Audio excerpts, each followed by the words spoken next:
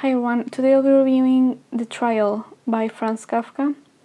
And this novel is sort of a dystopian, I would say. Some people would call it that way, I guess, depending on how realistic this seems.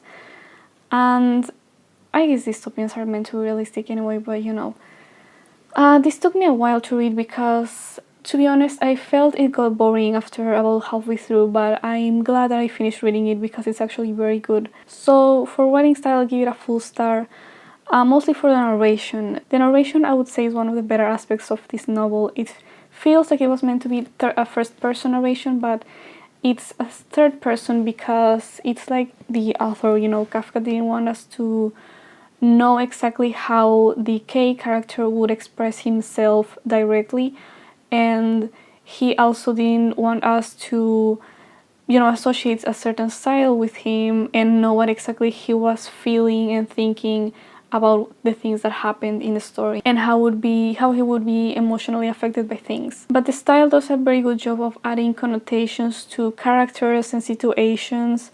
For example, someone is seen through a gauzy veil, which means that they are mysterious or they're hard to figure out, which I would say a lot of characters are, but some more than others in this case. For the plot or storyline, I would give it a half star.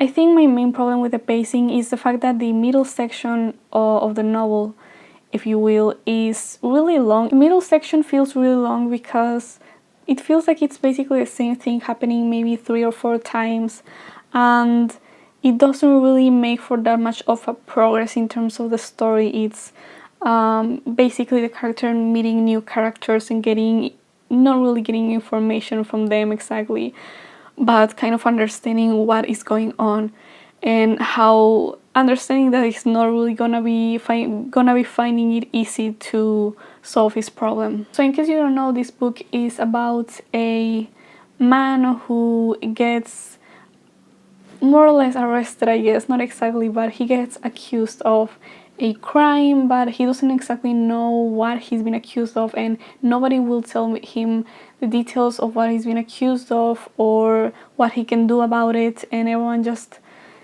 basically acts like it's completely meaningless whether he does or doesn't do anything to help his case. I think that even though this book is really short, it would have been improved in my opinion by being maybe 50 pages shorter, because I feel like the point of the story can really be, you can get it across just from 150 pages or so. Next point is characters, and I give it half a star. I'm not sure I have mentioned it before because I think it's the first time I review something by him, but I think that his characters, and generally it's sort of a theme or a trope, I guess, among dystopian novels or authors like Kafka, where there's basically 2 types of characters. There's characters who are sort of naive, or they don't understand their position in the world, they don't really understand how the world works, they need to have the world explained to them.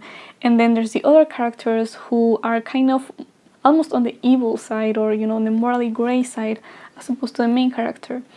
And those characters, they know more about the world and they know how it works, and they tend to be somewhat either pessimistic about it or they tend to be accepting of it, in contrast to the main character, and they're the ones who explain to the main character what the world is like. And I often feel like novels like this one tend to place characters in those 2 very specific positions. Like almost all of the characters that you will find are in one of those 2 positions. They're either sort of good or naive, or I guess to some degree ignorant characters who they don't understand how the world works yet, or they don't know about how power works in this universe.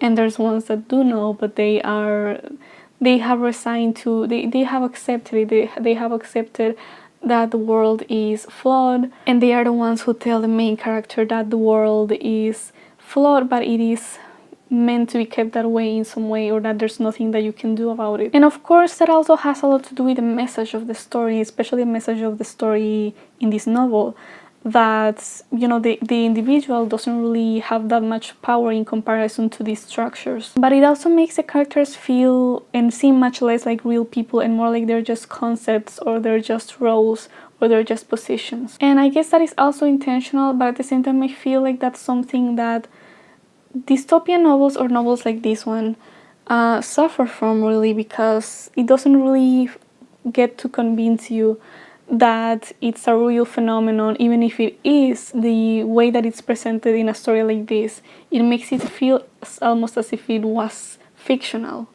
because it is presented in a way where there's basically two types of actors that are having a stake in this phenomenon that it's representing, or that it's criticizing or talking about. So for depth, I give it half a star again. Like I said, I already kind of went on about it, but it does a very common dystopian adjacent fiction thing of having a character explain the world to the main character, and therefore basically explain it to the reader.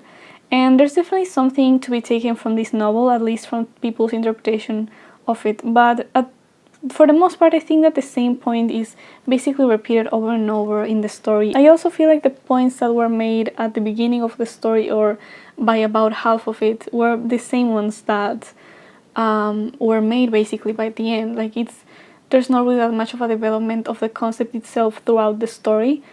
And it's like the meaning of the book doesn't really depend on the story itself, on the way the story unfolds. And again, I feel like that's something that would have been improved by making it a shorter story. For personal enjoyment, I give it half a star again. A third of the way in, I think you'll probably find yourself wondering whether it's worth it to finish reading it or not, but I do think that it's an interesting enough read that it is worth finishing reading it. I mean, I liked it, and I think, again, it is worth it to read it, especially if you like dystopian stuff, or I guess really stuff that has a social commentary in it. So as always, I hope you enjoyed this video, and I'll see you in the next one.